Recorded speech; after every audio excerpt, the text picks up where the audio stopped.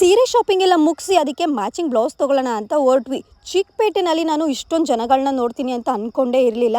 ಇಲ್ಲಿಂದ ಬ್ಲೌಸ್ ತೊಗೊಳೋದಕ್ಕೆ ನೋಡಿದ್ರೆ ಅಲ್ಲೂ ಕೂಡ ತುಂಬಾ ಜನ ಇದ್ರು. ಹೇಳಿದ್ರು ಒಂದು ಕಡೆ ಸ್ವೀಟ್ ಫೇಮಸ್ ಅಂತ.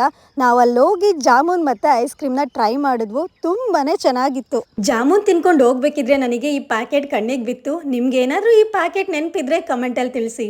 ಊಟ ಮಾಡೋ ಟೈಮಲ್ಲಿ ಮೇಡಮ್ ಅವ್ರಿಗೆ ಪಾನಿಪುರಿ ಮಸಾಲೆ ಪುರಿ ತಿನ್ಬೇಕು ಅನ್ಸುತ್ತೆ. ಈ ಹುಡುಗಿರ್ಗೆ ಈ ಪಾನಿಪುರಿ ಮಸಾಲೆ ಪುರಿ ಅಂದ್ರೆ ಅದು ಯಾಕೆ ಅಷ್ಟಿಷ್ಟ? ಆಹಾ, ನೀವೇನ್ ತಿನ್ನೋದೇ ಇಲ್ಲ ಅಲ್ವಾ? ನಾವು ತಿಂತೀವಿ, ಆದ್ರೆ ನಿಮ್ಮಷ್ಟು ತಿನ್ನಲ್ಲ. ಈ ಪಾನಿಪುರಿ ಅಂದ್ರೆ ಒಂದು ಜೋಕ್ ನೆನಪಾಗತ್ತೆ. ನಿನ್ನೆ ಸಾಯಂಕಾಲ ಪಕ್ಕದ ಮನೆ ಹುಡುಗಿ ಸ್ಮೈಲ್ ಕೊಟ್ಲು. ಅದಕ್ಕೆ ನಾನು 100 ರೂಪಾಯಿ ನೋಟ್ ಮೇಲೆ ನನ್ನ ನಂಬರ್ ಬರ್ದು ಕೊಟ್ಟಿದ್ದೆ. ಅವಳೇನ್ ಮಾಡಿದಾಳೆ, ಪಾನಿಪುರಿ ಅಂಗಡಿಗೆ ಹೋಗಿ ಪಾನಿಪುರಿ ತಿಂದವಳೆ.